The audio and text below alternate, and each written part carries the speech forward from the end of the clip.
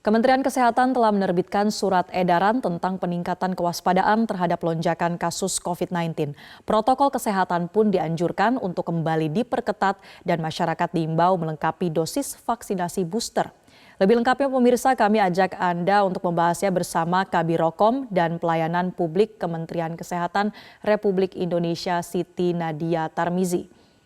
Selamat siang Bu Nadia. Selamat siang, salam sehat. Baik Bu Nadia, selain karena faktor karakter subvarian EG5 yang cepat bertransmisi, apa yang sebetulnya menyebabkan kasus COVID-19 di Indonesia meningkat? Iya, sebenarnya kalau dulu kan kita menduga ya bahwa adanya mobilitas, adanya kemudian pertemuan atau interaksi berbagai masyarakat dalam frekuensi yang cukup besar itu kemudian menjadi penyebab terjadinya lonjakan kasus. Tapi ternyata kalau kita belajar ke sini bahwa penyebab daripada meningkatnya kasus itu dikarenakan adanya subvarian atau varian baru.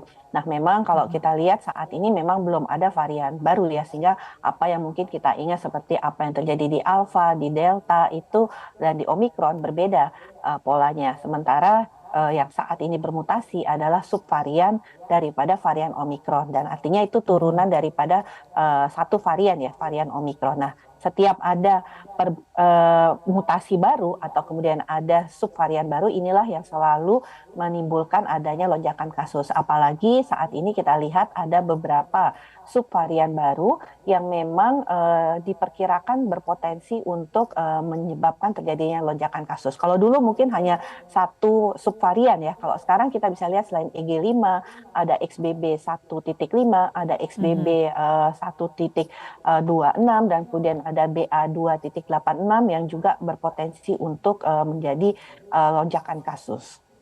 Baik, faktor terbesarnya karena subvarian baru ini ya Bu yang terus bermutasi. Nah, kalau bicara soal perawatan yang tepat jika ada orang terdekat kita ini yang positif COVID-19, seperti apa Bu perawatannya? Karena kan saat ini sudah tidak pandemi lagi sebetulnya. Ya, kalau kita lihat data kita ya memang tertinggi itu kasus kita mencatat sebanyak 358 kasus, itu 3 hari yang lalu.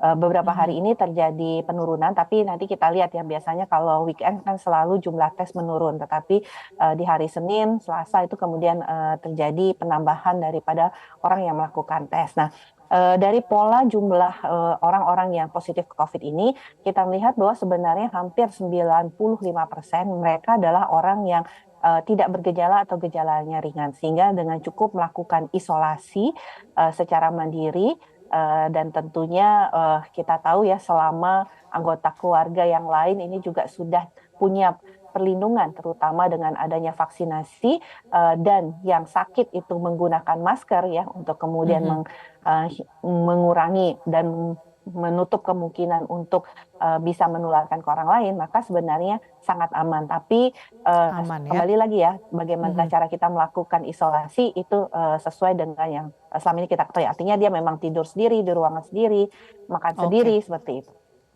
Oke, jadi tegasnya Bu kalau seseorang ada yang positif COVID-19, apakah masih bisa keluar rumah dan beraktivitas di tempat umum? Itu sangat dilarang ya, karena kita tahu bahwa kalau kita positif COVID, kita harus dengan kesadaran diri melakukan isolasi. Dan isolasi Mhm. itu berarti kita berdiam di rumah sendiri, juga tidak bersama dengan anggota keluarga yang lain. Oke, baik. Meski fatalitasnya rendah dan gejala ini umumnya ringan, bagaimana dengan masyarakat yang punya komorbid? Masihkah bisa menganggap enteng dari subvarian EG5? Kita tahu bahwa walaupun COVID-19 itu situasi pandeminya sudah dinyatakan selesai ya Mbak Marcel ya, tetapi kan tadi kita lihat bahwa virus ini masih terus bermutasi dan selalu ada subvarian baru. Dan kita juga Mhm. lihat bahwa selama situasi COVID bahkan sebelum terjadinya lonjakan kasus, kasus kematian itu ada walaupun juga sangat kecil antara 0 sampai 3 kasus per hari, bahkan per minggu, mohon maaf, 0 sampai 3 Mhm. kasus per minggu. Bahkan kemarin sempat disampaikan ada 2 kasus kematian DKI, tetapi dikarenakan kedua-duanya ini satu belum divaksin, yang kedua adalah memiliki penyakit komorbid yang tidak terkontrol dengan baik. Nah, artinya pada kelompok-kelompok lansia, pada kelompok-kelompok yang punya penyakit kronis atau Mhm. komorbid yang tidak terkendali, resiko fatalitasnya ini masih sangat tinggi. Oleh Masih karena sangat itu, tinggi ya. kita betul-betul mendorong nih kelompok-kelompok ini untuk melengkapi vaksinasi. Bahkan saat ini sudah Baik. bisa mendapatkan vaksinasi kembali. Baik, nah bicara soal vaksinasi Bu, pemerintah mengimbau untuk segera lengkapi vaksinasi sampai dosis booster. Tapi bagaimana ketersediaannya di lapangan? Karena nampaknya ada beberapa vaskes yang juga stok vaksinnya masih kosong nih Bu.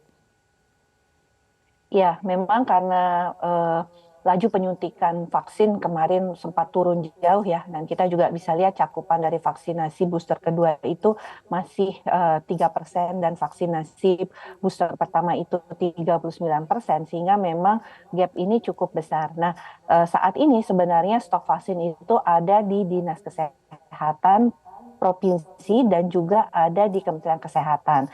Kita Mhm. mendorong masyarakat, khususnya untuk segera menghubungi fasilitas pelayanan kesehatan, dan kita juga mendorong Dinas Kesehatan untuk bisa menghubungi Kementerian Kesehatan kalau memang stok vaksinnya ini sudah full.